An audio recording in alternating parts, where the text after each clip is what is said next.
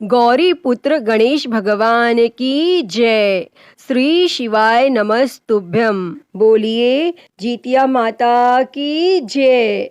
प्रिय भक्तजनों, आप सभी को जीतिया व्रत की हार्दिक शुभकामनाएं। आश्विन मास की कृष्ण पक्ष की अष्टमी तिथि को जीतिया का व्रत रखा जाता है। इसे जीवित पुत्री का व्रत भी कहते हैं।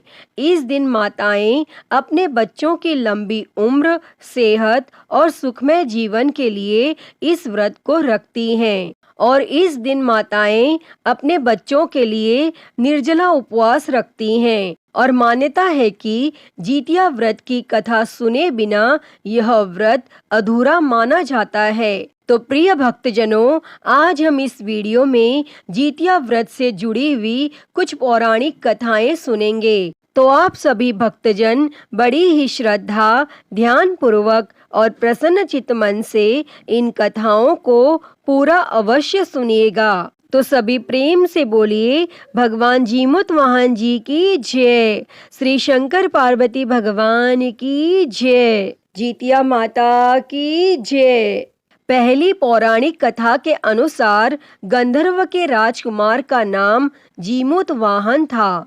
वे बड़े उदार और परोपकारी थे। जीमुत वाहन के पिता ने वृद्धा अवस्था में वानप्रस्थ आश्रम में जाते समय इनको राज्य सिंहासन पर बैठाया, किंतु इनका मन राजपाट में बिल्कुल नहीं लगता था। वह राज्य का भार अपने भाइयों पर छोड़कर स्वयं वन में पिता की सेवा करने के लिए चले गए और वहीं पर उनका मलयवती नामक राज्य कन्या से विवाह हो गया। और एक दिन जब वन में भ्रमण करते हुए जीमुत वाहन काफी आगे चले गए, तब उन्हें एक वृद्धा विलाप करती हुई दिखी और इनके पूछने पर उस वृद्धा ने रोते हुए बताया कि मैं नागवंशी स्त्री हूँ और मुझे एक ही पुत्र है।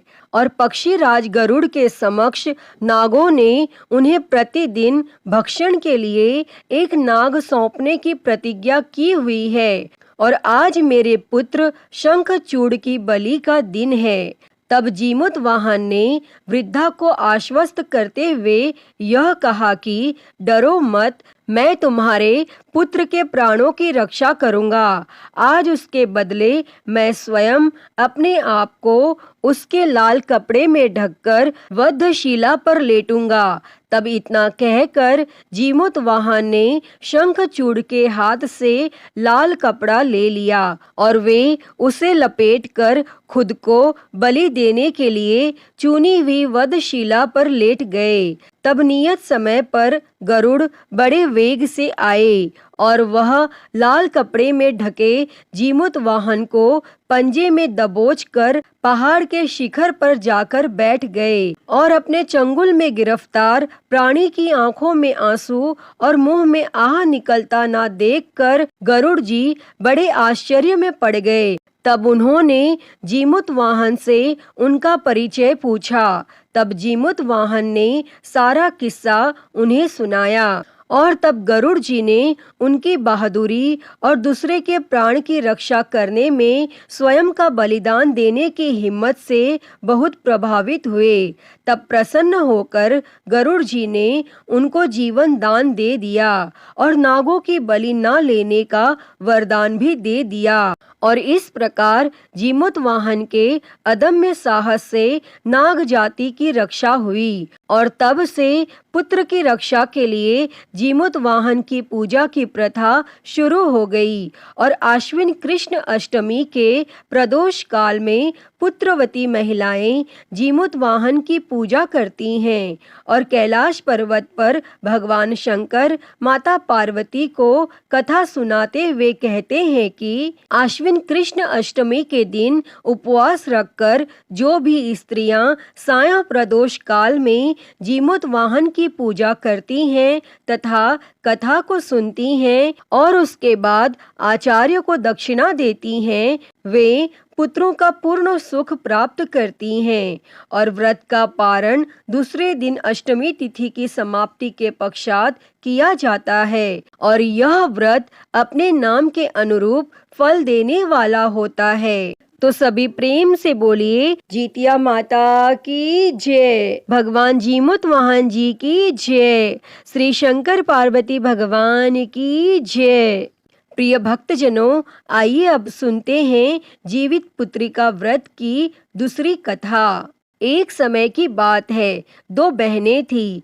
एक का नाम था सुखिया और दूसरी का नाम था दुखिया। दोनों का भाग्य उनके नाम जैसा ही था। दुखिया गरीब थी और बहुत दुखी रहती थी और वहीं सुखिया अमीर थी और वह हमेशा सुखी रहती थी। दोनों एक ही गांव में रहती थीं और दुखिया सुखिया के घर में काम करती थी, साफ सफाई करती थी, खाना बनाती थी और जो खाना बच जाता था वह खाना सुखिया दुखिया को दे देती थी और इसी तरह दुखिया का घर चलता था। समय बीतता गया, दोनों को बच्चे थे। सुखिया को 2 पुत्र थे और दुखिया को भी 2 पुत्र थे। और जब जीतिया का व्रत आया तो दोनों बहनों ने जीतिया का व्रत रखा। दुखिया सुखिया के घर में काम करती थी। व्रत के दिन दुखिया ने सुखिया के घर जो चावल फटका था, यानी जो चावल साफ किए थे, उससे जो खुर्दी निकला वह अपने लिए रख ली और साफ चावल सुखिया को दे दी। और फिर उसने साग को चुना। जो बढ़िया वाला साग था सुखिया के लिए रख दी और जो डंठल था वह अपने लिए रख दी। अब दुखिया ने सुखिया के घर सारा खाना बना दिया और अपने घर चावल की खुर्दी और साग की डंठल लेकर बनाने के लिए गई और खुर्दी का चावल और साग की डंठल बनाकर वह खाना अपने बच्चों को खिलाई और खुद भी वही खाई। उसके बाद दुखिया सोने के लिए चली गई। तब आधी रात में एक बूढ़ी औरत उसके घर पर आकर दरवाजा खटखटाती है तो दुखिया पूछती है, कौन है? तब बुढ़िया बोली कि बेटा हम हैं। और दुखिया ने उठकर फाटक खोला और पूछती है, अम्मा आपको क्या चाहिए? इतनी रात में आप यहाँ किस लिए आई हो? तब बुढ़िया बोलती है, बेटा मुझे बहुत भूख लगी है, कुछ खाने के लिए दे दो। तब दुखिया उस बुढ़िया को घर के अंदर लेकर जाती है और कहती है, हम लोग बहुत गरीब हैं। आज मैंने खुर्दी का चावल और साग की डंठल बनाया है, क्या आप खाएंगी? तो बुढ़िया कहती है, हाँ क्यों नहीं खाऊंगी, हमें बहुत भूख लगी है, हम वही खाएंगे। तब दुखिया अंदर जाकर खुर्दी का चावल और साग की डंठल लाती है और बुढ़िया को खाने के लिए देती है। और तब बुढ़िया खाना खाने के बाद कहती है कि मुझे अच्छे से कुछ दिखाई नहीं देता, इतनी रात के अंधेरे में मैं अपने घर कैसे जाऊंगी? तो दुखिया कहती है, कोई बात नहीं, आप यहीं पर सो जाइए और सुबह अपने घर को चले जाना। तब बुढ़िया दुखिया के घर में ही सो जाती है और फिर थोड़ी देर बाद उठकर बुढ़िया बोलती है, बेटा मुझे दीर्घ शंका लगी है, कहाँ करूं? तो दुखिया कहती है, मेरे घर में शौचालय नहीं है, इसलिए आप उधर कोने में कर लीजिए। तब बुढ़िया फिर पूछती है कि बेटा भड़भड़ करें या छरछर करें? दुखिया नींद में थी तो वह कहती है, माताजी भड़बड़ कर दो, मैं सुबह साफ कर दूंगी। और फिर थोड़ी देर बाद बुढ़िया पूछती है कि बेटा मैं अपने हाथ कहाँ साफ करूं? तो दुखिया कहती है, आप मेरे सर में अपने हाथ को साफ कर लीजिए। और जब सुबह होती है तो दुखिया को यह सब सपने के जैसा लगता है कि सोते समय मुझे कोई सपना आया होगा और वह ज़्यादा कुछ नहीं सोचती और नदी में नहाने के लिए चली जाती है। जब वह नदी में नहाती है और अपने बाल धोती है तो उसके बालों से होते हुए जो पानी बहता है वह सोने का पानी होता है और आसपास की सभी महिलाएं यह देखकर चकित हो जाती हैं और कहती हैं कि तुम्हारे बालों से तो सोने का पानी गिर रहा है, क्या बात है। फिर उसे रात की सारी बात याद आती है और वह दौड़कर अपने घर की ओर भागती है, यह सोचकर कि उसका घर दीर्घ शंका से गंदा हुआ होगा। पहले उसको साफ करना होगा। और जब वह अपने घर में जाती है तो देखती है कि घर के हर कोने में ढेर सारा सोना बिखरा पड़ा है और यह सब देखकर दुखिया बहुत खुश हो जाती है और सोचती है कि जीतमान बाबा यानी जीमुत वाहन की कृपा है कि यह सब जो माता का रूप धारण करके मेरे घर आए और मुझे इतना आशीर्वाद दिया। अब दुखिया अमीर हो जाती है और सुखिया के घर जाकर काम करना बंद कर देती है और दुखिया जब अपना व्रत पूरा करती है तो अपने पुत्र से कहती है कि जाओ मौसी के घर से तराजू लेकर आओ, यह नापने के लिए कि यह सोना कितना है। और बच्चा बहुत खुशी से सुखिया मौसी के घर जाता है और तराजू मांगता है। तो सुखिया पूछती है कि तराजू पर क्या नापना है। तो बच्चा बोलता है मेरे घर में बहुत ढेर सारा सोना है और उसी को मम्मी नापेगी। तब सुखिया कहती है खाने के लिए तुम्हारे पास कुछ भी नहीं है और सोना नापोगे, मुझसे झूठ कहते हो। तो बच्चा कहता है नहीं मौसी, मैं झूठ नहीं बोल रहा हूँ। तब सुखिया सोचती है कि जब तराजू मांगा है तो कुछ ना कुछ तो जरूर नापना होगा, इसलिए वह तराजू के पीछे गोंद लगा देती है कि जो भी नापेगा वह थोड़ा सा इसमें चिपक जाएगा। और दुखिया जब तराजू पर सोना नापती है तो कुछ सोना का टुकड़ा उस गोंद में चिपक जाता है। और जब बच्चा तराजू लौटाने अपनी मौसी के घर आता है तो सुखिया उसको उलट पुलट कर देखती है तो तराजू में सोना लगा हुआ मिलता है। तब सुखिया सोचती है कि उसके घर में जरूर कहीं से सोना आया होगा, इसलिए वह कई दिन से काम पर भी नहीं आ रही है। और तब सुखिया दुखिया के घर जाकर देखती है यह सोना कहाँ से आया और वह पूछती है कि तुम्हारे पास कहाँ से इतना सोना आया कि तुम तराजू मंगाई नापने के लिए। तो दुखिया उस रात की सारी कहानी अपनी बहन सुखिया को सुनाती है। दुखिया का मन एकदम सच्चा था, इसलिए वह सब कुछ बता देती है। लेकिन सुखिया के मन में लालच आने लगा कि दुखिया के पास हमसे भी ज्यादा धन आ गया और सोचती है कि अब अगले जीतिया में मैं भी खुर्दी का चावल और साग की डंठल बनाऊंगी। और फिर अगले साल जीतिया का व्रत दोनों बहनों ने रखा और सुखिया के पास हर तरह का सुख था और धन भी था।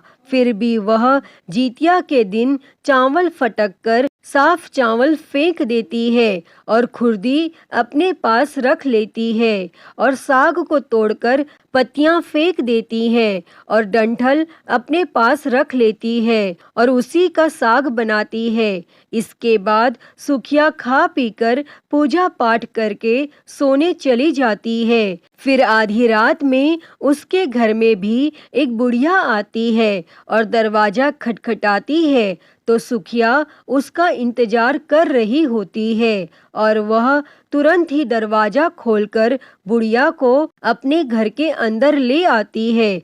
तब बुढ़िया बोलती है कि मुझे बहुत भूख लगी है, कुछ खाने के लिए दे दो। तो सुखिया कहती है कि मैंने खुर्दी का चावल और डंठल का साग बनाया है। तो बुढ़िया बोलती है कोई बात नहीं, मैं खाऊंगी। तो सुखिया उन्हें वह खाना खाने के लिए परोस देती है और सोने चली जाती है। तब बुढ़िया बोलती है कि मैं घर नहीं जा सकती क्योंकि मुझे दिखाई नहीं देता। तो सुखिया कहती है कि कोई बात नहीं, आप यहीं पर सो जाओ। तब थोड़ी देर बाद बुढ़िया फिर बोलती है कि मुझे दीर्घ शंका लगी है और मैं कहाँ करूं। तो सुखिया कहती है कि वहीं कोने में कर लीजिए। फिर थोड़ी देर बाद बुढ़िया पूछती है कि भड़भड़ करूं या छरछर करूं। तब इस समय सुखिया को याद नहीं आता कि दुखिया ने क्या बोला था। तो सुखिया बोलती है माँ छरछर कर दीजिए। फिर बुढ़िया पूछती है कि बेटा मैं अपने हाथ कहाँ साफ करूं।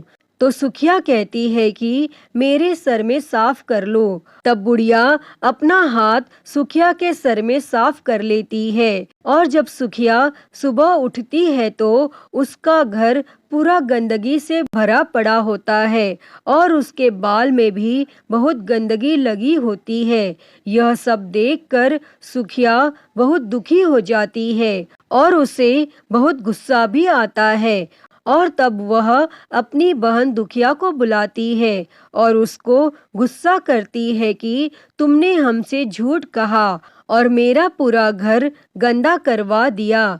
तो दुखिया पूछती है कि तुमने क्या कहा था, भड़भड़ या छरछर। तो सुखिया कहती है कि मैं तो छरछर बोली थी। तब दुखिया कहती है यहीं पर तो तुमने गलती करी, तुम्हारे पास तो सब कुछ था और किसी चीज की कमी नहीं थी, फिर भी तुमने लालच किया। मेरे पास तो कुछ भी नहीं था, तुम्हारे पास तो सब कुछ था और तुम्हारे घर जीतमन बाबा यानी जीमुत वाहन बाबा भेष बदल कर आए, लेकिन फिर भी तुमने उन्हें अच्छा खाना नहीं परोसा।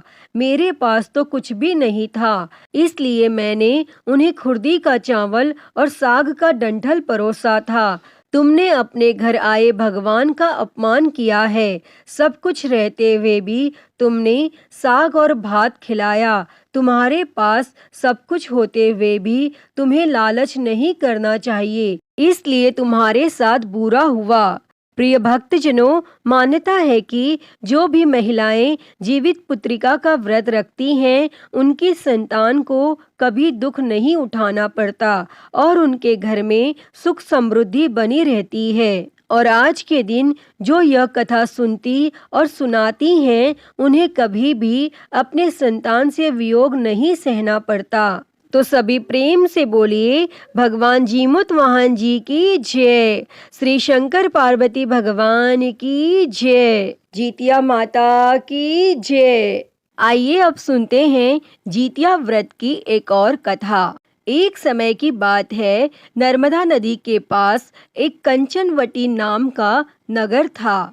वहाँ के राजा का नाम मलय केतु था और उसी नर्मदा नदी के पश्चिम ओर बालूहटा नाम की मरुभूमि थी, जिसमें एक विशाल पेड़ पर एक चील रहती थी और इसी पेड़ के नीचे एक सियारिन भी रहा करती थी। चील और सियारिन दोनों ही बड़ी पक्की सहेलियां थी और कुछ महिलाओं को जीतिया व्रत करते देखकर एक दिन चील और सियारिन ने भी यह व्रत करने का संकल्प ले लिया और दोनों ने ही भगवान श्री जीमुत वाहन की पूजा और व्रत करने का प्रण ले लिया। और जिस दिन दोनों को व्रत रखना था, ठीक उसी दिन शहर के एक बड़े व्यापारी की मृत्यु हो गई और उनका दाह संस्कार वहीं मरुस्थल पर हुआ जहां पर वह चील और सियारिन रहती थी। और मुर्दे को देखकर सियारिन को भूख लगी और वह खुद को रोक नहीं पाई, जिसके कारण उसका जीतिया का व्रत टूट गया और उधर चील ने संयम रखा और पूरी श्रद्धा और नियम से अपना व्रत पूरा किया और अगले दिन व्रत का पारण भी किया। फिर उसके बाद अगले जन्म में दोनों सहेलियों ने पुत्री के रूप में एक ब्राह्मण परिवार में जन्म लिया और उनके पिता का नाम भास्कर था। चील बड़ी बहन और सियारिन छोटी बहन बनी। बड़ी बहन का नाम शीलावती रखा गया और उसका विवाह बुद्धिसेन के साथ हो गया और छोटी बहन का नाम कपूरावती रखा गया और उसका विवाह इस शहर के राजा मलय केतु से हो गया और छोटी बहन कपूरावती इस प्रकार कंचनवटी नगर की रानी बन गई। और अब भगवान के आशीर्वाद से बड़ी बहन शीलावती को 7 पुत्र हुए, लेकिन इधर कपूरावती के बच्चे जन्म लेते ही मर जाते थे। तब कुछ सालों के बाद शीलावती के 7 पुत्र बड़े हो गए और राजा के दरबार में कामकाज करने लगे और उन्हें देखकर कपूरावती मन में ईर्ष्या और जलन की भावना करती थी। और इस ईर्ष्या की भावना में एक बार कपूरावती ने राजा से कहकर शीलावती के 7 बेटों के सर कटवा दिए और फिर उन 7 के सिरों को 7 बर्तन में डालकर ढक दिया और शीलावती के पास भिजवा दिया। और यह सब देखकर जीमूत वाहन भगवान ने मिट्टी की सहायता से 7 भाइयों के सिर बनाए और सभी सिरों को धड़ से जोड़कर उन पर अमृत छिड़क दिया, जिसके कारण वे 7 भाई फिर से जीवित हो गए और खुशी खुशी घर लौट आए। और रानी ने जो कटे हुए सिर भिजवाए थे वे सब फूल बन गए और कपूरावती इधर बच्चों की मृत्यु का समाचार पाने को बड़ी बेचैन थी। लेकिन जब उसे इस बात का पता चला कि उसकी बहन के सारे बच्चे तो जीवित हैं, तब वह अपनी बड़ी बहन के घर गई और वहां सबको जीवित देखकर आश्चर्य में पड़ गई और बेहोश हो गई। और जब कपूरावती को होश आया तब उसने अपनी बड़ी बहन से सारी सच्चाई बता दी और अपनी गलती का प्रायश्चित भी किया। भगवान जीमूत वाहन की कृपा से बड़ी बहन को पूर्व जन्म की सारी बातें याद आ गई और वह अपनी छोटी बहन को उस पेड़ के नीचे लाकर पूर्व जन्म की सारी बातें सुनाने लगी, जिसे सुनकर कपूरावती फिर बेहोश हो गई और मर गई। और जब राजा को इस बात की सूचना मिली तो उन्होंने इस जगह पर इस पेड़ के नीचे कपूरावती का दाह संस्कार कर दिया। तो सभी प्रेम से बोलिए जितिया माता की जय, श्री जीमूत वाहन भगवान की जय, श्री शंकर पार्वती भगवान की जय। प्रिय भक्तजनों, तो मैं उम्मीद करती हूँ कि आपको आज की यह कथा पसंद आई होगी और अगर वीडियो अच्छी लगी हो तो इसे लाइक करें, ज़्यादा से ज़्यादा शेयर करें और कमेंट बॉक्स में जितिया माता की जय लिखना ना भूलें और महाकाल भक्ति ज्ञान चैनल को सब्सक्राइब कर नोटिफिकेशन बेल को ज़रूर ऑन कर लें। हर हर महादेव। धन्यवाद।